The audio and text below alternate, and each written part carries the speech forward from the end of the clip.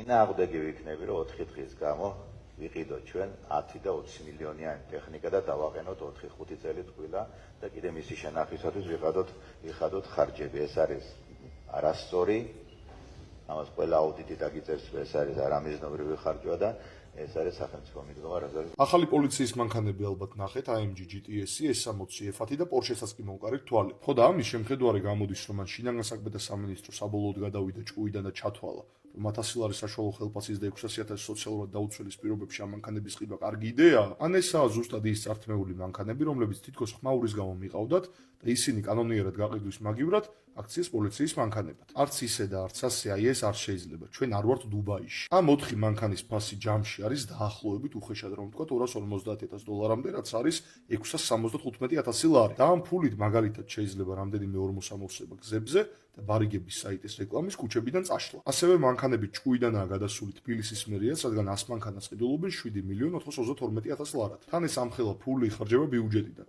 ანუ ხალხის პატიოსანის შრომით და გადასახადებით შეგროვებული ფულიდან. და წარმოიდგინეთ, რომ 2025 წლის ბიუჯეტიც ვერ იკმარეს ამ მანქანების საყიდლად და 2026 წლის ბიუჯეტიდანაც კი გამოყვეს ფული. მერიას ეს 100 მანქანა არ სჭირდება საერთოდ არაფერში, მაგრამ სამაგიეროდ 4,432,000 ლარად შეიძლება მაგალითად 7-მდე ავარიული სახლის გარემონტება და 35 ახალი ავტობუსის ყიდვა თბილისისთვის. ისიც ავტობუსის გაჩერებებზე ლოდინის დროის შესამცირებლად. ხო და ბოლოს პოლიციელებო და მერიის თანამშრომლებო, იცოდეთ რომ არაფერში არ გიათ ეს დროებითი მანქანები. მანქანები, რომლიდანაც ყველაზე კარგები ყიდვის დროს მაინც თქვენს უფროსობას მიაქვს და თან ამ მანქანების ყიდვისას თქვენი უფროსობა ამ ფულის უდიდეს ნაწილს ტეხავს. მაგრამ თან გავალებენ და გაკეთებინებენ 1000 საზიზღრობას, როცა ისინი ამ დროს ჭამენ, ცხოვრობენ, შენ კი უბრალოდ არსებობ. კორუფციისგან თავისუფალი და პატიოსანი შრომით აშენებული ქვეყანა, სადაც იქნება ღირსეული ანაზღაურება. აი ასეთი საქართველო გვინდა ჩვენ თქვენთვის. და გთხოვთ დამიჯერეთ, ასეთი საქართველო პირველ რიგში თქვენ უნდა გინდოდეთ თქვენთვის, რაც მთავარია თქვენი შვილებისთვის.